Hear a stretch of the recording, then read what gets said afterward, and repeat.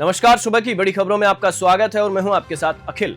जैसलमेर के पनराजसर स्थित भादवा मेले में खिया में भव्य मेला आयोजित हुआ, जिसमें लाखों श्रद्धालुओं ने अपनी आस्थाओं की छांव में आकर पनराज जी को शीश नवाया। यह मेला, जो महारावल घड़सी के समकालीन उत्तरी सीमा के रक्षक सामंत वीर पनराज जी की स्मृति में आयोजित किया जाता है। स्थानीय भजन गायकों द्वारा लोकवाणियों की मनमोहक प्रस्तुतियां दी गई, जो भक्तों के मन को छूने में सफल रही। सुबह से ही भक्तों का जनसैलाब मेला स्थल पर उमड़ पड़ा और दोपहर 2 बजे तक 1 लाख से अधिक श्रद्धालु पनराज जी की चौखट पर मस्तक झुका चुके थे। समारोह का संचालन शिक्षाविद दीप सिंह रणधा डिंगल रसावल ने किया। पनराजसर सेवा समिति के अध्यक्ष गोवर्धन सिंह तेजपाल और कोषाध्यक्ष खेत सिंह नग्गा ने सभी आगंतुकों का आभार व्यक्त करते हुए कहा कि भारी संख्या को देखते हुए सभी भक्तगण सहयोग प्रदान करें। विधायक छोटू सिंह भाटी ने पनराजसर धाम को विविध मूलभूत सुविधाएं प्रदान करने का आश्वासन दिया। जैसलमेर से भादर सिंह राजपुरोहित की रिपोर्ट। जल झूलनी एकादशी के अवसर पर उप तहसील मुख्यालय बनेठा में एक भव्य और आनंदमयी आयोजन किया गया। श्री कल्याण महाराज और सभी मंदिरों के ठाकुर जी को डीजे की धुन पर तालाब में जल विहार कराया गया, जिससे भक्तों के बीच एक विशेष धार्मिक उत्सव का माहौल बन गया। सभी मंदिरों के देवताओं को विमान में विराजमान कर डीजे के साथ जल विहार के लिए शोभा यात्रा निकाली गई। इस शोभा यात्रा में भजनों की मधुर धुन पर कई श्रद्धालु नाचते और गाते हुए चल रहे थे। कोठी मैदान में सभी मंदिरों के डोले शाम 4 बजे एकत्र हुए, जहां से श्रद्धालु डीजे के साथ झालर और शंख बजाते हुए चल रहे थे। उनके पीछे सैकड़ों श्रद्धालुओं का सैलाब था, जो उत्सव की खुशियों में शामिल हो रहा था। बनेठा तालाब पहुंचने पर वैदिक मंत्रोच्चार के साथ पंडितों ने भगवान को जल विहार कर स्नान करवाया। इसके बाद पूजा अर्चना करके श्री कल्याण महाराज और सभी देवताओं की आरती उतारी गई। शोभा यात्रा फिर जुलूस के रूप में अपने अपने मंदिरों की ओर लौट गई। टोंक से राजेश सेन की रिपोर्ट। जालोर जिले के मुख्यालय सहित ग्रामीण अंचलों में देव जल झूलनी 11 के अवसर पर ठाकुर जी की पालकी यात्रा का आयोजन धूमधाम से किया गया। इस अवसर पर शहर भर में विभिन्न स्थानों से शोभा यात्रा निकाली गई, जिसमें पूरा मोहल्ला, बड़ी पोल, राव समाज मंदिर समेत अन्य क्षेत्रों से लोग शामिल हुए। शहर में विभिन्न समाजों द्वारा राधे कृष्णा और ठाकुर जी मंदिरों से शोभा यात्रा निकाली गई। बच्चों ने देवी देवताओं की वेशभूषा में झांकियां सजाई और हाथी, घोड़े, गाजे बाजे के साथ शोभा यात्रा को मुख्य चौराहों और मार्गों से निकाला। इस यात्रा का प्रमुख आकर्षण सुंदेला तालाब पर ठाकुर जी महाराज को स्नान कराना था, जिसके बाद मूर्तियों को पुनः मंदिरों में स्थापित किया गया और प्रसादी वितरण की गई।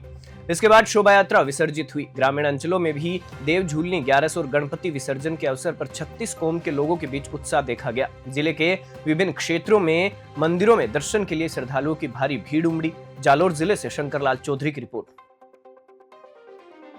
प्रधानमंत्री नरेंद्र मोदी के जन्मदिन के उपलक्ष्य में जोधपुर में स्वच्छता ही सेवा पखवाड़ा की शुरुआत की गई। इस पहल की शुरुआत में नगर निगम उत्तर के सभी वार्डों के सफाई कर्मचारियों ने आमजन को स्वच्छता के प्रति जागरूक करने के लिए एक भव्य रैली निकाली। रैली का उद्घाटन स्वच्छ भारत अभियान प्रभारी और जोधपुर अधीक्षण अभियंता भरत टेपण ने किया, जिन्होंने नागौरी गेट से भीमराव अंबेडकर सर्किल तक हरी झंडी दिखाकर रैली को रवाना किया। यह रैली विभिन्न मार्गों से होते हुए जिला कलेक्टर कार्यालय में समाप्त हुई। भरत टेपण ने मीडिया से बातचीत में बताया कि प्रधानमंत्री मोदी के जन्मदिन के अवसर पर स्वच्छता ही सेवा पखवाड़ा की शुरुआत की गई है। इस पखवाड़े के दौरान अगले 15 दिनों तक शहर में एक विशेष सफाई अभियान चलाया जाएगा। नगर निगम के कर्मचारी इस अभियान के तहत 2 घंटे अतिरिक्त समय कार्य करेंगे और आमजन को स्वच्छता के महत्व के प्रति जागरूक करेंगे। जोधपुर से मनोहर सिंह की रिपोर्ट। आज हमारा जो ये कार्यक्रम है, स्वच्छता ही स्वभाव है, स्वच्छता ही संस्कार है। केंद्र सरकार और राज्य सरकार के निर्देशानुसार 14 सितंबर से 2 अक्टूबर तक हमारा ये स्वच्छता ही सेवा है पखवाड़ा चलेगा, जिसके अंतर्गत हम सब ये संदेश देना चाहेंगे कि अपने जोधपुर शहर को स्वच्छ रखें, सुंदर रखें।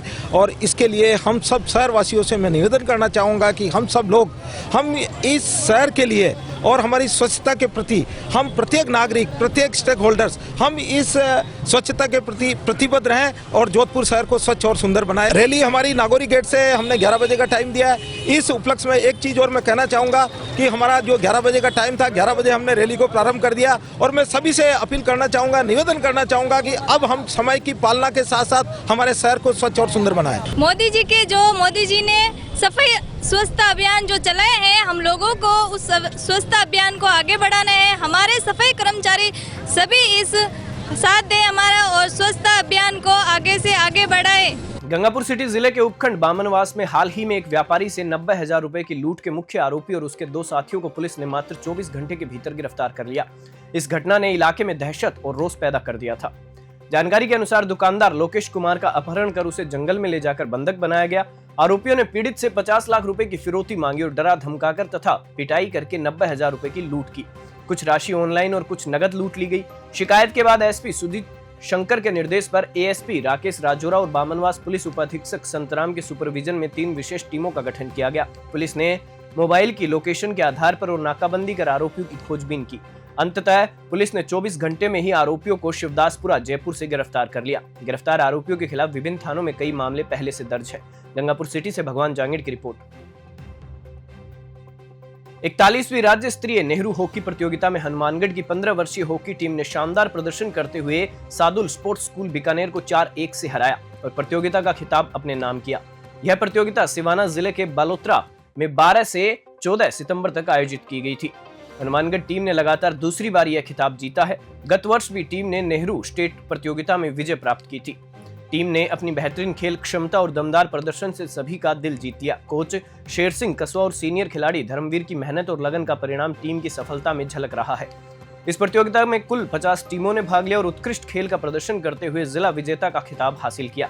प्रतियोगिता के बेस्ट प्लेयर का खिताब निर्वाल के विपिन स्वामी और नरेंद्र सहारण ने जीता। अब हनुमानगढ़ की निर्वाल टीम नेशनल लेवल की प्रतियोगिता के लिए राजस्थान का नेतृत्व करते हुए दिल्ली जाएगी। यह आयोजन 4 से 11 अक्टूबर तक होगा। नोहर से सेठी गोदारा की रिपोर्ट। भाजपा के सदस्यता अभियान की समीक्षा के लिए राज्य के राजस्व मंत्री और प्रतापगढ़ विधायक हेमंत मीणा ने प्रतापगढ़ का दौरा किया। उन्होंने एक निजी होटल में भाजपा के विभिन्न पदाधिकारियों के साथ बैठक की, जहां जिले में अब तक चलाए गए सदस्यता अभियान की समीक्षा की गई। बैठक के दौरान मंत्री हेमंत मीणा ने भाजपा के सदस्यता अभियान की वर्तमान प्रगति और आगामी कार्य योजना पर चर्चा की। उन्होंने बताया कि भारतीय जनता पार्टी के पास पहले 18 करोड़ सदस्य थे और 6 साल पहले शुरू हुए इस अभियान के तहत अब एक विशेष सदस्यता अभियान चलाया जा रहा है। यह अभियान 2 सितंबर से शुरू हुआ था और 11 सितंबर से 25 सितंबर तक चलेगा। मंत्री मीणा ने बताया कि इस अभियान का लक्ष्य हर व्यक्ति तक भाजपा की पहुंच सुनिश्चित करना और उन्हें सदस्य बनाना है। राजस्थान में इस अभियान का लक्ष्य 1.25 करोड़ सदस्य बनाने का है। उन्होंने कहा कि इस बार संगठन में क्वालिटी पर अधिक ध्यान दिया है और राष्ट्रवादी विचारधारा वाले लोगों को प्राथमिकता दी जाएगी। प्रतापगढ़ से तेजकरण राठौड़ की रिपोर्ट। आज की समीक्षा बैठक के बारे में भारतीय जनता पार्टी के पिछले 18 करोड़ कुल सदस्य थे, परंतु 6 साल पूर्व होने पर वापस सदस्यता अभियान देश के प्रधानमंत्री नरेंद्र मोदी जी और भारतीय जनता पार्टी के राष्ट्रीय अध्यक्ष जेपी नड्डा जी के नेतृत्व में चालू हुआ है। 2 सितंबर को ये अभियान चालू हुआ है और 11 सितंबर से लेके 25 सितंबर तक ये विशेष अभियान चलेगा और इसमें किस प्रकार प्रत्येक व्यक्ति तक भारतीय जनता पार्टी पहुंचे और उसको सदस्य बनाए, ये काम किया जाएगा। क्योंकि प्रतापगढ़ जिले में भी